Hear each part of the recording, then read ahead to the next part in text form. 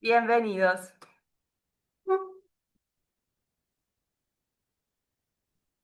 Por si, por si escribe alguien acá. Bueno, ahí voy. Bueno, no se asusten que hay gente todavía acá. No nos fuimos. Volvemos a aparecer. Bueno, a ver, aquí. Bueno, los queremos invitar a que podamos comenzar eh, con un pequeño momento de oración, ¿no? Por medio de una canción que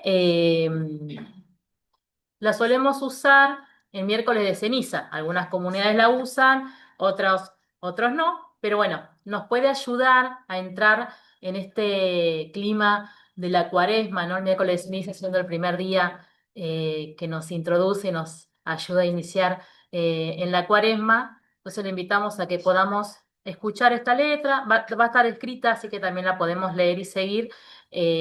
Así que bueno, vamos a entrar ahí en oración con esta canción. Bueno, ahí voy a compartir.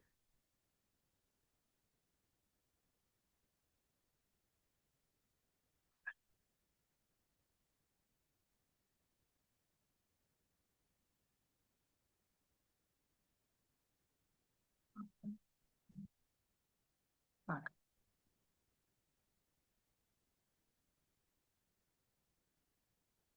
Compartir.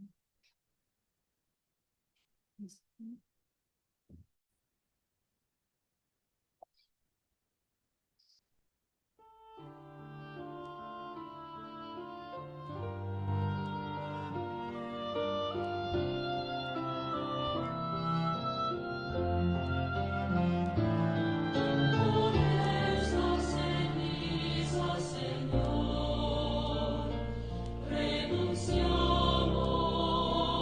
al pecado. Con esta ceniza, Señor, nos acercamos a ti. Arrepentido, Señor, caminamos hacia ti. Con esta ceniza, Señor, se nos llama, nos acercamos al pecado. Con esta ceniza, Señor, nos acercamos a ti. Ten piedad, Jesús, porque somos pecadores. Con esta ceniza, Señor,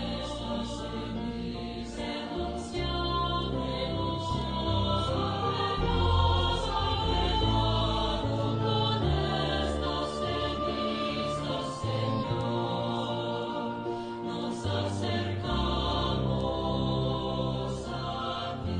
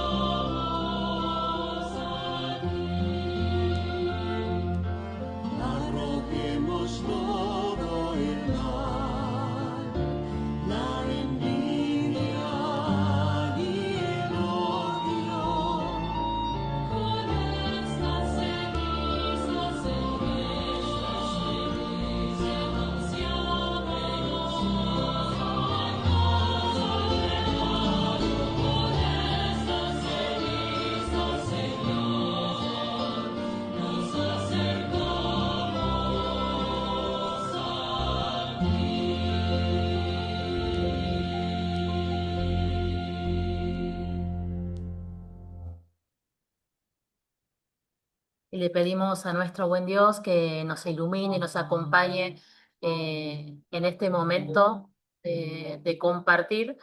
Perdón, que acá tuve un problema. Que no solo va a ser algo de formativo, sino también que nos ayude en nuestra vivencia de esta Semana Santa, ¿no? Esta Cuaresma, esta Semana Santa, la Pascua. Entonces le pedimos a nuestro buen Padre con la oración que Jesús nos enseñó. Padre nuestro, que estás en el cielo, santificado sea tu nombre. Venga a nosotros tu reino. Hágase tu voluntad en la tierra como en el cielo. Danos hoy nuestro pan de cada día. Perdona nuestras ofensas, como también nosotros perdonamos a los que nos ofenden. No nos dejes caer en la tentación y líbranos del mal. Bueno, y ahora los dejo con Tomás, que va a comenzar su parte, esta primera parte. Vamos a hacer dos bloques, ¿no? Una primera parte que tiene que ver más con lo que es bíblico, ¿sí? En la Cuaresma, en la Semana Santa y demás. Y la segunda parte que va un poquito más desde lo litúrgico, ¿no? Y este primer encuentro va a ser desde el Antiguo Testamento, el encuentro de la semana que viene, el Nuevo Testamento. Y bueno, y después le iremos diciendo cómo continuamos. Ya está todo el esquema hecho, pero vamos de a poquito. Sí, entonces, bueno, acá les dejo a Tomás y vamos a compartir pantalla. Pongo directamente. Hola. A ver, ah, no. Se me puso este, no sé cómo sale.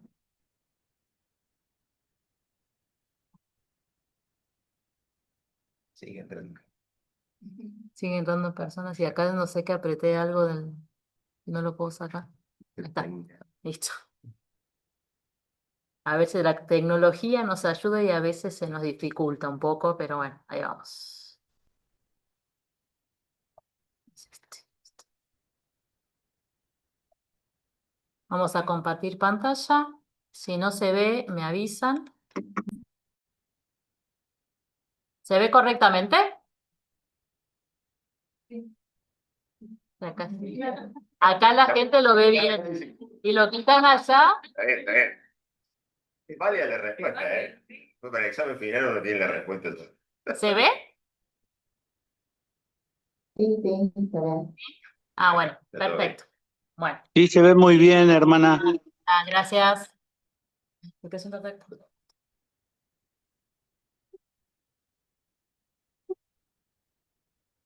Muy buenas tardes a todos. ¿Cómo les va? Bueno, ahora un poco la bienvenida a este primer aspecto o a esta primera parte, primer bloque que uno tiene que tener en cuenta a la hora de ver un poquito lo que es el tema de la liturgia y de la Biblia, ¿no? Nosotros cuando pensábamos un poco este taller, pensábamos en dos aspectos que a veces parecen totalmente separados. Es decir, el ámbito de la celebración, número uno, y por otro lado parece que la palabra, número dos, como un ámbito aparte, ¿no? Y en realidad son dos aspectos casi de una misma celebración. Es decir, son dos aspectos que uno tiene que tener en cuenta para poder abordar la oración. Pero en esta primera parte, como decía la hermana, vamos a tratar la parte bíblica, ¿sí? Entonces, que esta parte bíblica también nos sirva, que esta parte bíblica nos ayude a poder crear momentos de oración, en primer lugar, momentos de oración personal, después en casa, pero que también nos ayude a animar la liturgia, ¿no? ¿Por qué? Porque hay algo importantísimo. Decían los padres del Concilio Vaticano II de esta reunión de 1965, cuando se reunieron para justamente ver cómo seguía la iglesia, qué rumbo tomaba, decían que la Biblia, en realidad la palabra de Dios, era el alma no solamente de la reflexión, ¿no? Lo que llamamos la teología, esta reflexión teológica, sino que en segundo lugar también era el alma de toda la iglesia, de la misión. Es decir, ahí encontramos nuestra fuente primera para todo lo demás. Nosotros ahora nos vamos a enfocar en la parte litúrgica, ¿no? Pero ahí encontramos la fuente para la misión, la fuente para el servicio en las comunidades, la fuente para la catequesis. Es decir, la palabra tiene que tener una centralidad, o tiene una centralidad en nuestra vida cotidiana que nos alimenta, nos nutre, ¿no? Entonces, uno tiene que abordar primero este aspecto para después llevarlo en algún punto a lo que sería lo celebrativo. Bien, una de las primeras preguntas que habría que abordar es, ¿por qué liturgia y Biblia? Recién lo estuvimos viendo así como muy a grandes rasgos, pero hay que tener en cuenta lo siguiente. En el origen de la iglesia, allá hace más de 2000 años, el origen concreto de la iglesia, cuando las primeras comunidades se estaban formando después de la resurrección de Jesús, empezaban a agruparse por comunidades. Y en ese agruparse por comunidades empezaba lo que se llama la tradición de la iglesia. ¿Qué es la tradición de la iglesia? La tradición propia de la celebración de la fracción del pan, es decir, del partir el pan, de juntarse en comunidad en torno a Jesús y de alguna forma celebrar esto de su presencia en el misterio del pan y del vino, ¿no? Esta cuestión ahí fundamental. Pero a medida que pasó el tiempo, se fue confeccionando lo que hoy llamamos, o tenemos que tener en cuenta, como los escritos del Nuevo Testamento, ¿sí? Todos los escritos del Nuevo Testamento se empiezan a elaborar 30, 40 años después de la resurrección de Jesús y comienzan como una memoria de fe. Uno tiene que tenerlo en cuenta, ¿no? Es decir, ¿qué poseemos en los evangelios? ¿Qué poseemos de alguna forma en las cartas de Pablo y en el resto de los escritos? La memoria viva del Jesús resucitado. Es decir, el Jesús resucitado hablándole a cada una de las comunidades y dejándole a cada una de las comunidades una enseñanza que va a ser inspirado por el Espíritu. Por eso nosotros decimos palabra de Dios, porque esos escritos son inspirados por el mismo Espíritu de Dios para que sirvan para toda la comunidad y para todas las comunidades a lo largo del tiempo. Entonces se empezaba a confeccionar lo que nosotros llamamos, y que está ahí, todo lo que es la tradición de los apóstoles, la palabra escrita, ¿sí? Palpable, concreta, que fue un proceso de evolución, y por último lo que se llama el magisterio. Cuando nosotros hablamos de magisterio es la palabra comentada, es decir, la palabra enseñada, la palabra que intenta de alguna forma entrar en la vida de las comunidades y dejarnos una enseñanza concreta. ¿Sí? Y ahí están los padres de la iglesia en los primeros siglos que de alguna forma nos iban bajando toda esa palabra a la vida cotidiana concreta de ese tiempo. No nos vamos a poner muy, digamos, de entrada en ese tiempo, pero si uno quiere así muy a grandes rasgos y de una forma así bien simple, la comunidad cristiana en ese tiempo, del siglo primero y del siglo segundo, tercero y cuarto, estaba sumergida en la cultura del Imperio Romano. Y una cultura del Imperio Romano y además una cultura que tenía muy de fondo también todo el saber de Grecia, es decir, el saber de la filosofía. Entonces, ¿qué intentaban hacer? Hacer que la palabra entre en diálogo y generar algo que nosotros llamamos un evangelio inculturizado, es decir, en la sociedad. Un evangelio que pueda decirle algo a las personas que estaban ahí en ese tiempo concreto. Se me viene ahora rapidísimo el diálogo de Pablo en el Areópago, ¿no? Este Pablo que sale, este Pablo que es misionero y que de alguna manera busca concretamente entrar en esa cultura y anunciar un Jesús vivo, resucitado. Dicho de manera simple, anunciar un nuevo estilo de vida, diferente al romano, diferente a la cultura griega. Entonces, en este primer tiempo, la palabra, fíjense, el magisterio, la enseñanza de los padres de la iglesia y a la vez también la tradición, tenían una interconexión increíble, porque a través de la palabra se nutría concretamente toda la vida de la iglesia, que se ponía en práctica en la celebración litúrgica, es decir, en la liturgia, en las celebraciones, y que después era catequetizada, puesta en enseñanza, para aquellos que se querían incorporar a la comunidad. Entonces, lo que nosotros vemos en algunos casos como algo totalmente separado, en realidad tiene una unión y tiene un vínculo que nace de la palabra, ¿no? Entonces, por eso, de alguna forma, nos sumergimos en la palabra. Ahora, recién como hizo la introducción la hermana, la idea es que podamos asumir todo este tiempo litúrgico de Cuaresma, de Semana Santa y después de lo propio de lo que va a ser Pascua, desde la liturgia cotidiana, es decir, desde los textos bíblicos concretos.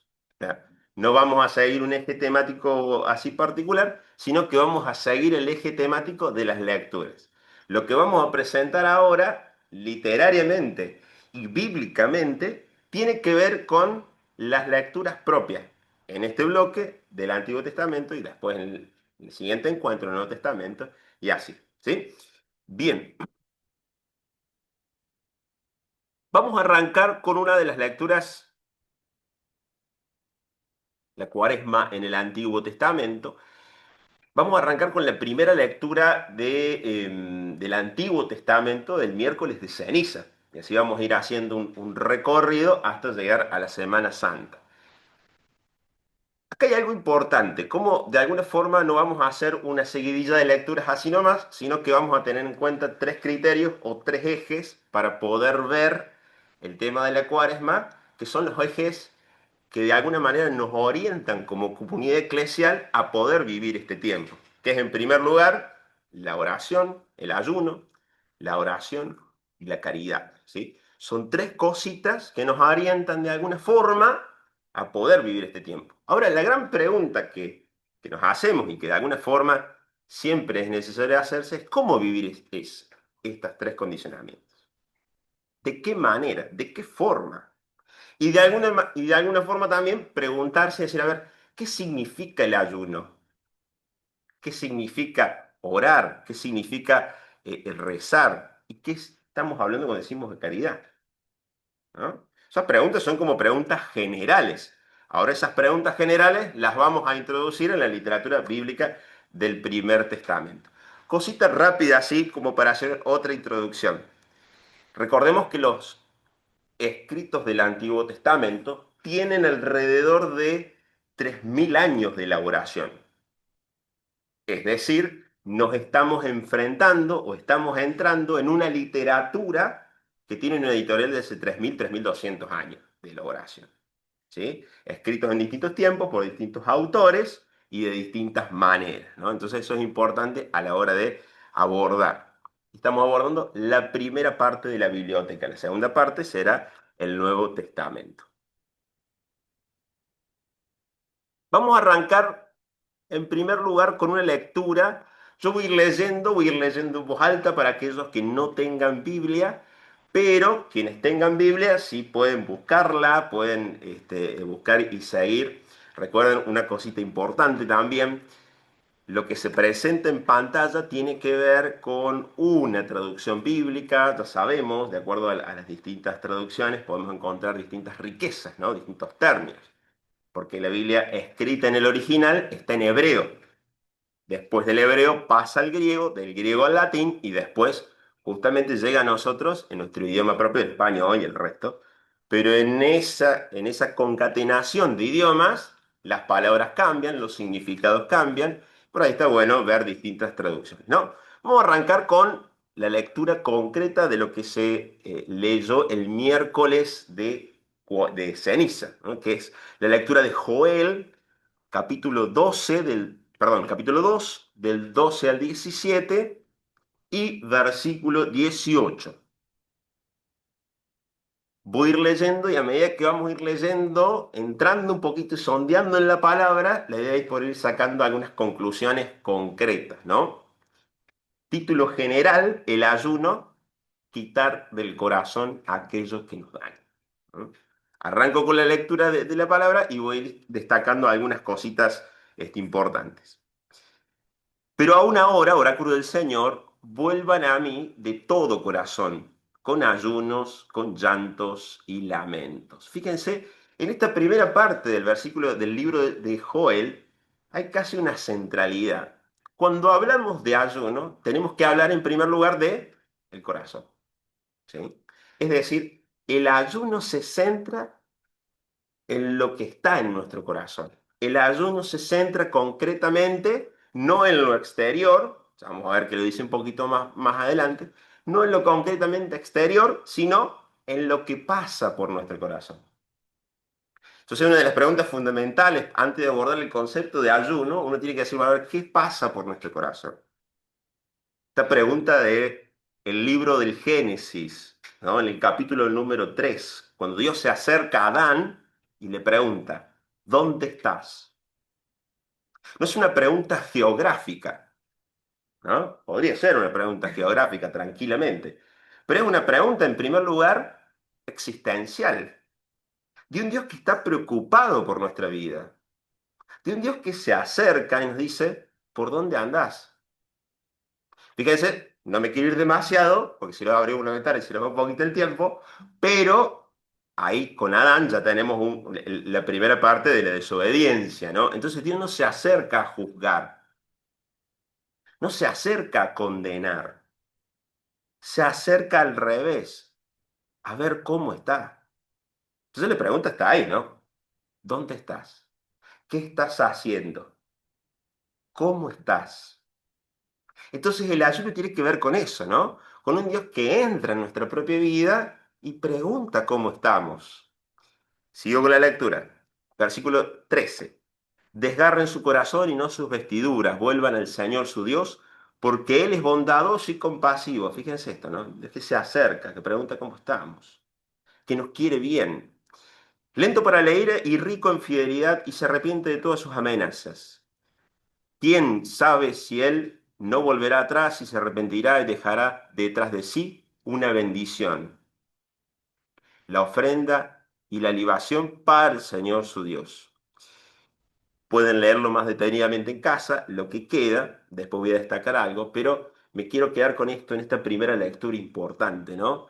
Que cuando hablamos del corazón, hablamos de lo que pasa en nuestra vida y de un Dios que se acerca y dice, desgarren. Cuando uno habla de desgarrar, habla de quitar, ¿no? Habla de sacar. Entonces el ayuno tiene que ver en primer lugar con eso, con una vuelta a sí mismo bajo el amor de Dios, desde la mirada de Dios, que nos llama por nuestro nombre, no por el error, bajo la mirada de Dios, y nos dice, hay que sacar todo aquello que hace mal del corazón. Y yendo un poquito hacia el exterior, hay que ayudar a los demás a ir sacando también aquello que hace mal, aquello que daña. El Papa León decía el tema de las palabras, ¿no? El tema de cómo tratamos a los demás. Bueno, algo que podemos hacer ayuno de eso. Entonces, es como que cada uno de alguna manera tiene que ir identificando qué es lo que lo daña para ir dejando de lado. De a poquito, es un proceso, ¿verdad? ¿Para qué esto? Para que podamos dar testimonio y el resto no pregunte, versículo 17, C, para que no digan, ¿por qué han de decir los pueblos, ¿dónde está su Dios? La cuestión de por qué han de decir los pueblos, ¿dónde está su Dios? Tiene que ver, en primer lugar, con el tema de un Dios que está vivo. Porque si los pueblos dicen, ¿dónde está su Dios? Quiere decir que en realidad Dios no es Dios. Y la pregunta de fondo es, ¿en qué se cree? De fondo también todo el tema de los ídolos, ¿verdad? Pero no, nosotros creemos un Dios que está vivo, que es compañero, que está con nosotros. Siguiente. Siempre vamos para atrás, ¿eh? Bien. La otra lectura de post miércoles de ceniza tiene que ver un poquito hacia el origen. Entonces Dios entra en nuestra vida, nos pregunta por el corazón, pero va hacia el origen. Y acá cuando hablamos del origen, uno debería pensar que el origen también es el final. No, ¿cómo es? ¿Cómo es que el origen también es el final? Y porque en el libro del Génesis, capítulo 1 y capítulo número 2, el origen también habla del final, es decir, habla del sueño de Dios. Ah, ¿Dios tiene sueños? Sí, tiene sueños. ¿Y cuál es el sueño de Dios? Que nosotros podamos vivir en Él, que nosotros podamos ser felices. Entonces, por eso, fíjense, cuando se habla de esta humanidad que es moldeada de arcilla, es decir, de materialidad, pero que tiene un aliento sobre su nariz, habla de este aliento de vida que Dios le da al ser humano, no para que sea como un ser vivo más, sino para que verdaderamente tenga la capacidad de vivir. Es decir, que sea pleno, que sea feliz. Por eso dice, le dio el aliento de vida y así el hombre se convirtió en un ser viviente. Diría un autor, Ruiz de la Peña, en un ser operante, en un ser con esperanza, en un ser con entusiasmo. La palabra entusiasmo en el griego significa en theos, ¿no? Sumergidos en Dios. De tal manera que somos frágiles porque hemos sido sacados de la arcilla, pero a la vez tenemos el Espíritu de Dios que nos llama a la eternidad. A la vez tenemos el Espíritu de Dios que nos llama a vivir en plenitud. El Señor hizo brotar del suelo toda clase de árboles que eran atrayentes para la vista y apetitosos para comer. Hizo brotar el árbol del conocimiento del bien y del mal. Si uno pregunta así rápidamente, ¿qué es, de qué fruto comen Adán y Eva? La respuesta taxativa es de un árbol. ¿Y ese árbol qué árbol era? El árbol del conocimiento del bien y del mal. Dice, no me puedo detener mucho acá porque veo con el tiempo ahí y la idea es poder cumplir con los tiempos, pero tiene que ver con esto, tiene que ver con un árbol que significa el egoísmo. Bien y mal es un merismo, significa totalidad. ¿Quién conoce el bien y el mal completo? Solo Dios. Entonces, querer conocerlo todo, querer abarcarlo todo, quiere decir querer ser como Él sin Él, ¿no? Querer ser como Él sin Él. Querer ser feliz por fuera de su amor, por fuera del amor, de manera egoísta. Ahí van a caer, ¿no? Bueno, ahí caemos todos, en algún punto, en algún sentido, ¿no? Entonces, como decir, bueno, a ver, hemos sido creados para tener vida. Este fue el proyecto original del Padre. Y este es el proyecto a futuro para cada uno de nosotros. Dicho sea de paso, uno podría llegar a decir, es el proyecto de la santidad, ¿verdad?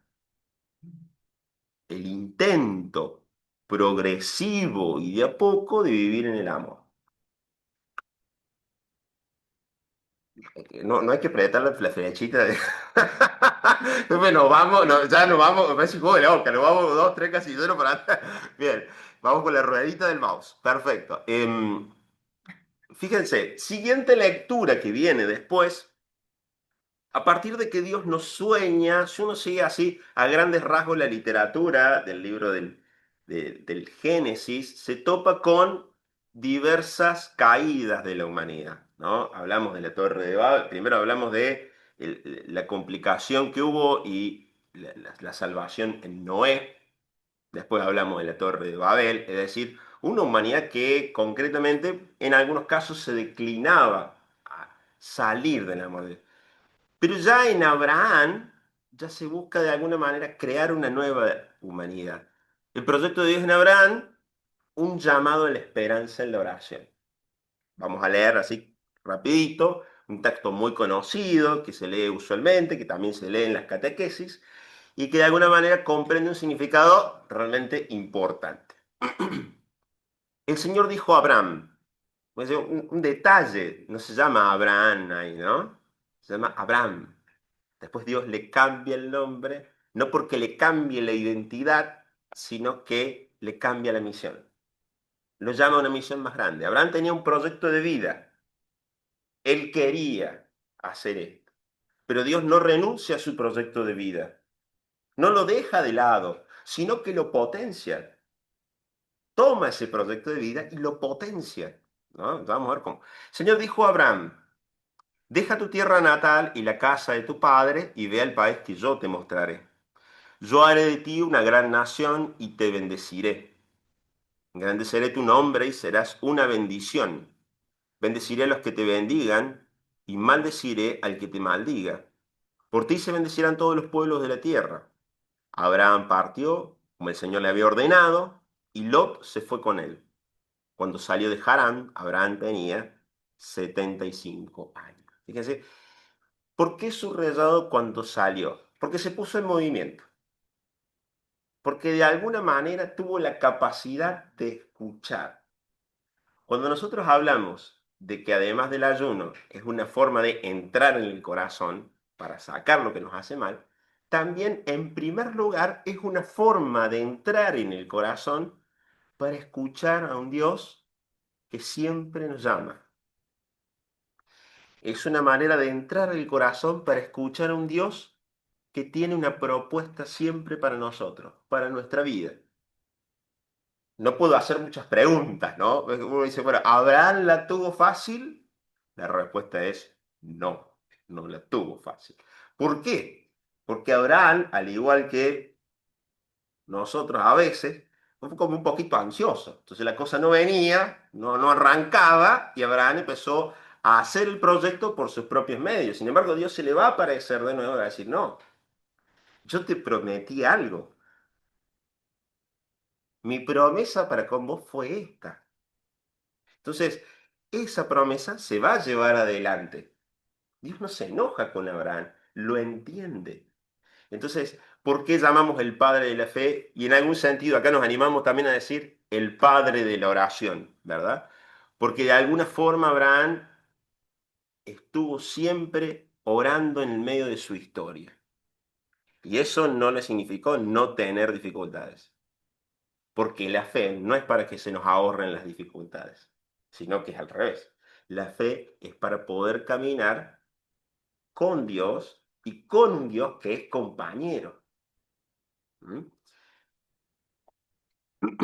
Ahora, esa oración a veces es puesta a prueba, ¿no? Esa oración es sometida a prueba.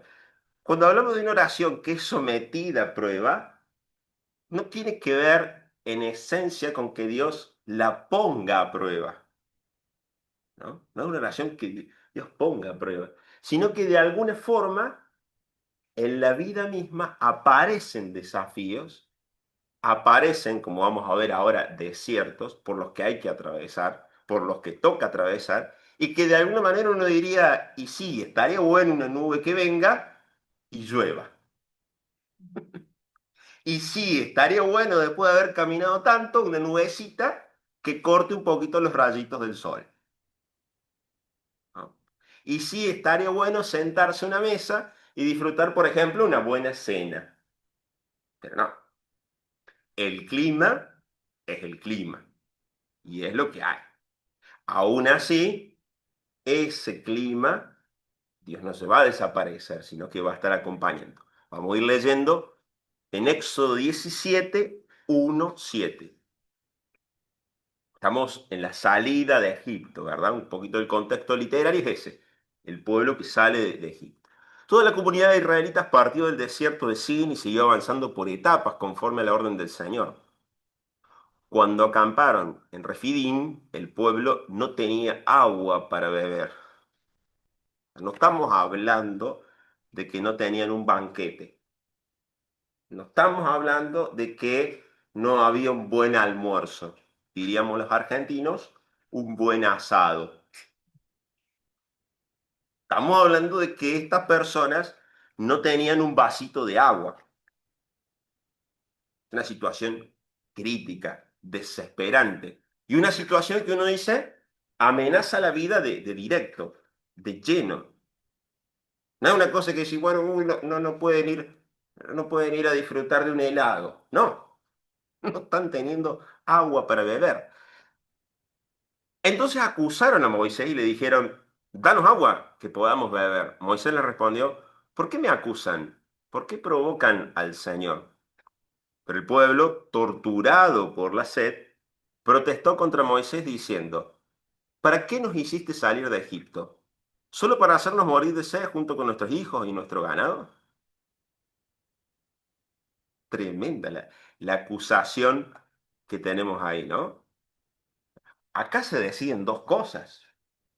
La primera es, o nos quedamos en Egipto y comemos pan y carne hasta hartarnos, pero somos esclavos, o nos animamos a salir, o nos animamos a la libertad, o nos animamos a formar un nuevo pueblo centrado en el amor de Dios, Y ahí vienen los problemas. O sea, el pueblo tuvo que tomar una decisión. Pero claro, cuando tomó la decisión, ahí el ambiente hostil del desierto comenzó a presentarle las dificultades. Pero el pueblo, sigo, Moisés pidió auxilio al Señor diciendo, ¿cómo tengo que comportarme con este pueblo si falta poco para que me maten a pedreadas? El Señor respondió a Moisés, pasa delante del pueblo acompañado de algunos ancianos de Israel y lleva tu mano el bastón con que golpeaste las aguas del Nilo. Ve, porque yo estaré delante de ti allá sobre la roca en Horeb. Horeb, un monte significativo en la tradición bíblica, ¿no? Tú golpearás la roca y de ella brotará agua para que beba el pueblo. Así hizo Moisés a la vista de los ancianos de Israel. Aquel lugar recibió el nombre de Masá, que significa provocación, y Meribá, que significa querella, a causa de la acusación de los israelitas, y porque ellos provocaron al Señor diciendo, ¿el Señor está realmente entre nosotros o no? Esta cuestión del Señor está realmente entre nosotros o no es una cuestión también de fe. Es parte del proceso de fe. Es parte de la misma vida. Va a aparecer el agua con el tiempo, ¿no? Pero el desierto de alguna manera le va a llevar al pueblo a decir, Dios nos quiere en un proyecto, pero las cosas no vienen mágicamente. Dios nos quiere en un proyecto, pero hay que atravesar desiertos. Y tal vez sea el desierto el lugar para aprender a confiar. Tal vez sea el desierto el lugar para aprender a escuchar. Uno dice, aprender a escuchar con entusiasmo, no, a la fuerza. Porque uno va caminando y no encuentra agua, y no encuentra pan, y no encuentra nada. Entonces, a la fuerza, un poco viene por las condiciones que se dan. Entonces, la pregunta es esa, ¿no? Eh, También estamos animados y llamados en este tiempo a entrar en desierto, es decir, a silenciar el corazón y a decir esto de, habla Señor, porque tu siervo escucha. A veces las otras oraciones son como hablar, ¿no? Decir, decir, decir, decir. Y a veces es al revés, es dejar el corazón tranquilo para que la voz de Dios nos susurre y nos muestre el camino, ¿no? Continuamos. Uno de los últimos aspectos, pero no menos importante, es la caridad. Uno cuando habla de oración, ayuno y caridad, tiene que saber que la caridad es como el movimiento final de la oración y del ayuno. Porque cuando dejo que Dios me inunde, cuando dejo que Dios me ame, la caridad sale sola. Es decir, la capacidad de servir y de amar a los demás brota espontáneamente. Brota casi como por añadidura. ¿Eh? ¿Por qué? Porque ya me he dejado llenar por aquel que me da sentido en la propia vida. Ya me ha mostrado el camino. Entonces lo que yo hago es simplemente comunicar, dar a entender aquel amor que recibí, aquello que me fue dado. Hay algo muy importante en esto, ¿no? Uno tiene que pensar que nadie puede dar lo que no tiene. No, no se trata solamente esta cuestión de dar, dar, dar, dar, dar. ¿Está bueno? Sí, está genial, está muy lindo. Pero también tiene que haber un espacio de, lo vamos a hacer, decir así, simple, tiene que haber un espacio de recarga, dicho de manera sencilla. Nadie utiliza un celular de manera indefinida. Tiene que en algún momento recargar.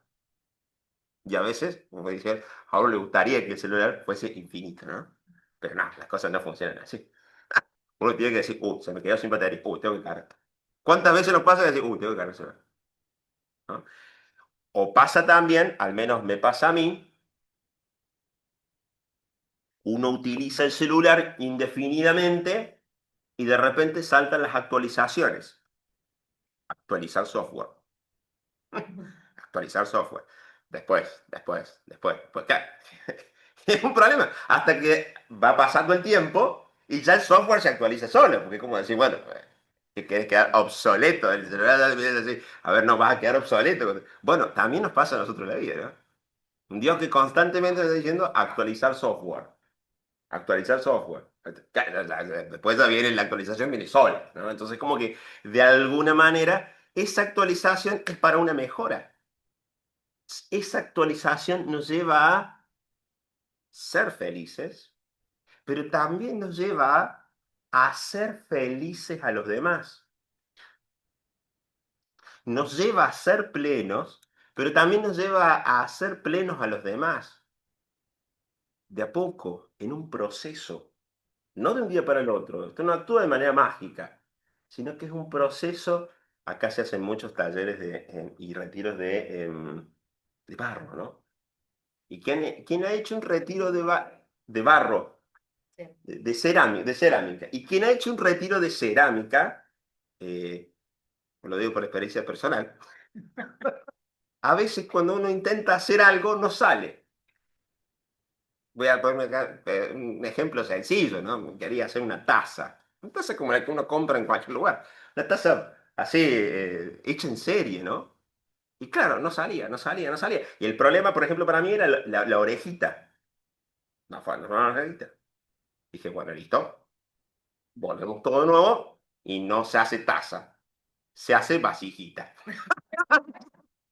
No se hace taza, se hace vasijita. Y uno dice, bueno, pero mi proyecto, y yo quería, y bueno, no, bueno, pero fue lo que salió. ¿No? Y también eso es un aprendizaje, también porque es un proceso, es un prueba y error, es de a poquito ir creciendo en esto. Una de las lecturas que nos ayuda para esto dentro del Antiguo Testamento tiene que ver con la elección del rey David, ¿no? Siguiendo en el proceso de la literatura bíblica, nosotros tenemos Egipto, esclavitud, salida de Egipto, llegada de la comunidad, distribución de la comunidad en distintas tribus, hasta que en algún momento dicen, no, nosotros queremos tener un reino como el resto de los pueblos, porque estamos a merced de otros imperios que nos pueden dejar sin vida, literalmente, nos pueden dejar sin vida. Entonces queremos un reino. Bueno, se conforma un reino con Saúl, pero Saúl va viendo declinar su reinado, ¿sí? Entonces dice, hay que pasarle, dicho en criollo, hay que pasarle la posta a otro. Entonces la pregunta era, ¿a quién le pasamos la posta? Bueno, entonces ahí estaban diciendo, bueno, a ver, entonces ahí viene e interviene el Espíritu de Dios, y es acá la lectura. El Señor dijo a Samuel, llena tu frasco de aceite y parte, yo te envío a Jesé, el de Belén, porque he visto entre sus hijos al que quiero como rey. Samuel hizo lo que el Señor le había ordenado. Cuando llegó a Belén, fíjense, Belén va a ser muy significativo en la tradición bíblica, sobre todo del Nuevo Testamento. Cuando llegó a Belén, los ancianos de la ciudad salieron a su encuentro muy atemorizados y dijeron, ¿vienes en son de paz, vidente? Bueno, esta cuestión de guerras, ¿no? O sea, cuestión del mundo antiguo. Sí, respondió, vengo a ofrecer un sacrificio al Señor, purifíquense y vengan conmigo al sacrificio. Luego purificó a Jesé y a sus hijos y los invitó a un sacrificio. Cuando ellos se presentaron, Samuel vio a Eliab y pensó, seguro que el Señor tiene ante él a su ungido. Traducción de ungido, elegido, marcado, designado. Pasado al griego es Christos. Suena, ¿no? Cristo, de ahí viene Jesús, el Cristo, porque es Jesús el ungido, el marcado, ¿no? Pero el Señor dijo a Samuel, no te fijes en su aspecto ni en lo elevado de su estatura, porque yo lo he descartado. Dios no mira como mira el hombre, porque el hombre ve las apariencias, pero Dios ve el corazón. Otra vez el tema del corazón. ¿Mm? Que se llamó a Abinadab y lo hizo pasar delante de Samuel, el cual dijo, tampoco este elegido el Señor. Luego hizo pasar a Sama, pero Samuel dijo, tampoco a este ha elegido el Señor. Así que se hizo pasar ante Samuel a 7 de sus hijos, pero Samuel dijo a Jesé, el Señor no ha elegido a ninguno de estos. Entonces Samuel preguntó a Jesé, ¿están aquí todos los muchachos? Él le respondió, queda todavía el más joven, que ahora está apacentando el rebaño. Samuel dijo a Jesé, manda a buscarlo, porque no nos sentaremos a la mesa hasta que llegue aquí. Jesé lo hizo venir, era de tez clara, de hermosos ojos y buena apariencia. Entonces el Señor dijo a Samuel, levántate y úngelo, ¿Por qué es este? Samuel tomó el frasco de óleo y lo ungió. Fíjense el tema del aceite ahí, ¿no? Que después en la liturgia se va a llevar adelante en distintas celebraciones. El aceite tiene que ver con el tema del ungimiento, tiene que ver con el tema de marcar, de hacer propio.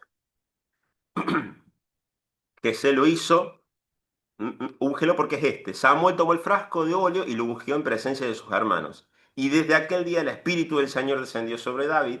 Samuel, por su parte, partió y se fue a Ramá, David al servicio de Saúl. El ungimiento siempre tiene que ver con la capacidad de recibir el Espíritu. Todos hemos sido ungidos en el bautismo. De tal manera que si uno tuviese que poner así en principio, el bautismo es lo que nos hace la identidad de ser cristianos y la identidad de ser ungidos, de ser llamados, de ser marcados, pero para algo. Fíjense, volviendo a Abraham, Abraham se lo elige, se lo llama, pero para algo, para que en él se bendigan todos los pueblos y todas las naciones. Es decir, que sea un signo de bendición, de bien decir para los demás, que sea un signo de bondad para el resto. Entonces, acá, en el ungimiento, el rey tiene que ser un signo de caridad, tiene que ser un signo de justicia y hacer justicia a aquellos que son débiles. La función del reinado en Israel va a tener que ver con eso. El rey no es elegido para mandar, sino que en primer lugar el rey es elegido para servir a aquellos que quedan en la marginalidad. Es decir, para hacer real la justicia y de esa manera para hacer real el reino de Dios. Toda esa tradición bíblica hebrea va a ser después llevada adelante bajo la luz de la Pascua en Jesús de Nazaret. El verdadero rey va a ser aquel que nos va a justificar, que nos va a hacer santos, que nos va a llevar a la vida plena, que nos va a animar y nos va a preparar para después salir al encuentro con nuestros hermanos.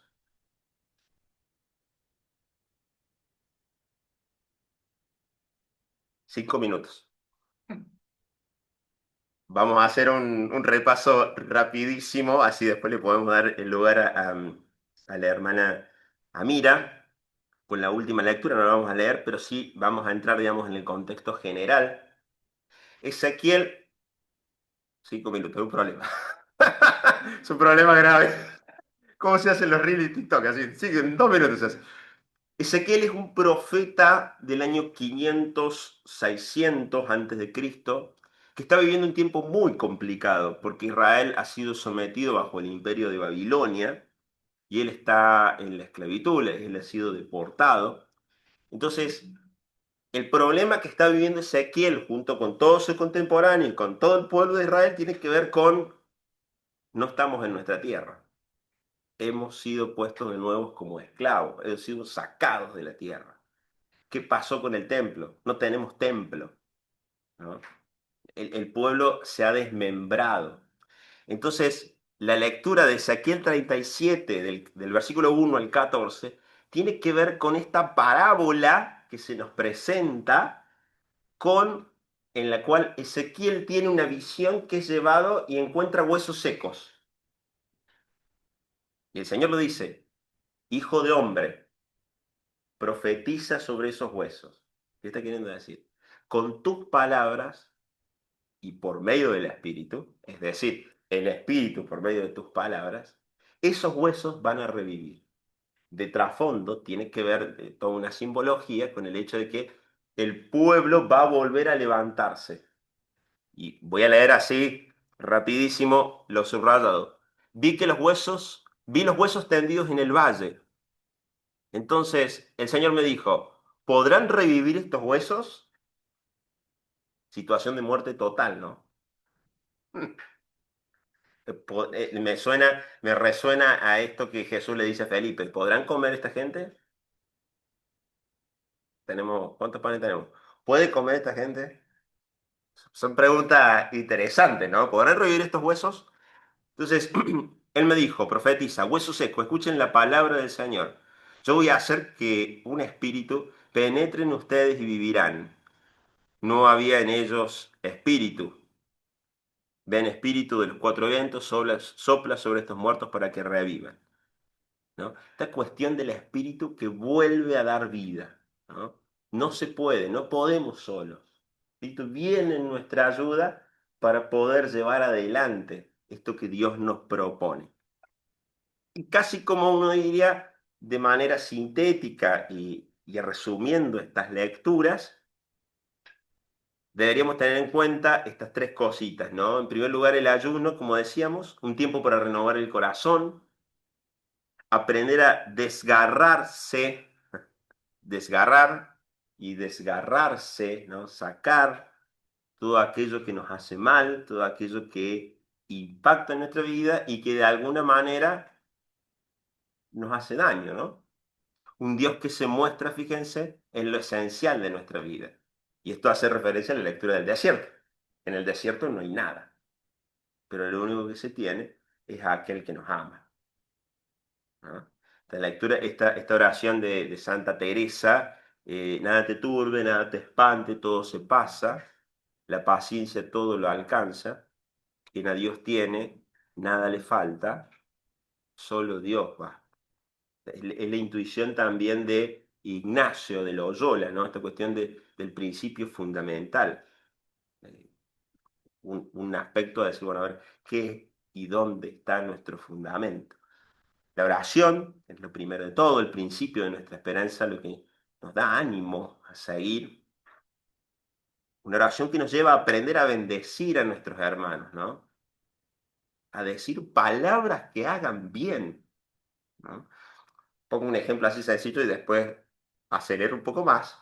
Pero fíjense ustedes que las plantas no crecen en cualquier ambiente.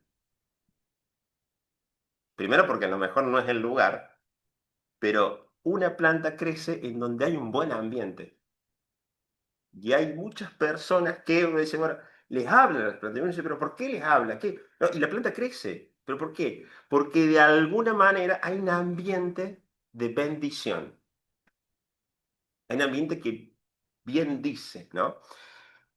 Centrar la vida, nuestra vida en lo fundamental, el desierto como lugar para la escucha, aquel que nos habla en el silencio. ¿No? Y por último, como veníamos diciendo hace un ratito, el tema de la caridad, ungidos para el servicio real, el llamado del reinado a hacer justicia a aquellos que han sido desplazados, aquellos que han sido dejados de lado, marginados, ¿no? Pero no estamos solos porque el Espíritu del Señor está con nosotros y nos anima a ir a esos lugares que ya no tienen vida. Nos anima a ir a esos lugares donde no hay entusiasmo. Entonces es un proceso de a poquito, como el pueblo de Israel, de poder renovarse, de dejar de lado, diríamos en la tradición hebrea, los ídolos, la cuestión de Elías, ¿no? No me quiero ir, porque ya estamos en tiempo, pero ya se me va el tiempo, pero Elías cuando sube al monte Carmelo, ¿no? De ahí viene la tradición carmelita, Elías cuando sube al monte Carmelo y se le presenta a los sacerdotes de Baal, el otro dios, le dice, ¿hasta cuándo van a rengar de las de una de las patas? O sea, como diciéndole, ¿hasta cuándo van a andar con uno y con otro? ¿Sí? O si creen en el Señor, vayan con el Señor. Si creen en Dios, bueno, entonces es esta cuestión de volver de nuevo a aquel que nos da vida, a aquel que nos planifica para planificar a nuestros hermanos. Muchas gracias.